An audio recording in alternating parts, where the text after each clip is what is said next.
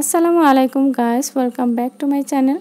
আজকে আমি মায়া মাছ চচ্চড়ি করে দেখাবো। মানে এটা এক ধরনের ছোট মাছ, আর এই মাছে একদমই কাটা থাকে না। আমার ভীষণ ভীষণ ফেভারিট একটা রেসিপি। এই রান্নাটা সবাই করতে পারেন, তবে রান্নার কাজে যারা একেবারেই নতুন, আমার ভিডিওটি শুধুমাত্র তাদের জন্য। তো প্রথমে আমি এখানে একটা আলু খুব কুচি কুচি করে কেটে নিয়েছি, আর তার মধ্যে আমি দিয়ে দিয়েছি হাফ কাপ পেঁয়াজ কুচি, কাঁচামরিচ আমার পছন্দ মতো। এখানে আমি 8-10টি দিয়েছি, শুকনো মরিচের গুঁড়া আধা চা চামচ এবং হলুদের গুঁড়ি কোয়ার্টার চা চামচ। তারপর লবণ দিয়েছি স্বাদ মতো এবং সেই সাথে দিয়েছি রান্নার তেল। আর এই রেসিপিটাতে তেলের পরিমাণ প্রয়োজনের তুলনায় একটু বেশিই লাগে। তো আমি এখানে 1/4 কাপ সয়াবিন তেল দিয়েছি, আর এগুলো খুব ভালোভাবে আমি এই আলুটার সাথে মিক্স করে নিয়েছি। মানে এমনভাবে মিক্স করতে হবে যেন আলুটা এরকম নাড়তে নাড়তে সফট হয়ে আসে। আর তারপর আমি এই মাছগুলোকে দিয়ে জাস্ট আলতোভাবে আলুর সাথে মিক্স করে দিব।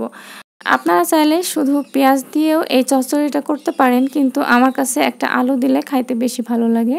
খুব বেশি জোরে জোরে নাড়তে যাবেন না, মাছগুলো ভেঙে যাবে। তো এবারে আমি হাতটা ধুয়ে একটুখানি পানি দিয়ে দেব, অল্প পরিমাণ।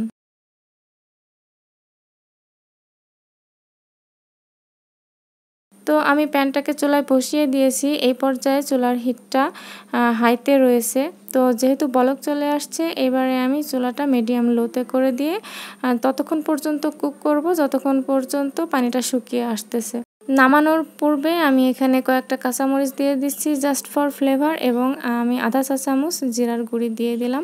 সামান্য একটু মিক্স করে নিয়ে আবারও ঢাকাটা দিয়ে দেব। বিশেষ করে এই রান্নাটাতে আমি সয়াবিন তেলের পরিমাণ একটু বেশি খাই, এবং যেহেতু কাঁচা জিরা ব্যবহার করি না, তাই এখানে আমি টেলে নেওয়া জিরা গুঁড়িটা একটু পরিমাণে বেশি দিই। তো এবারে আমি চুলাটা বন্ধ করে দিয়েছি।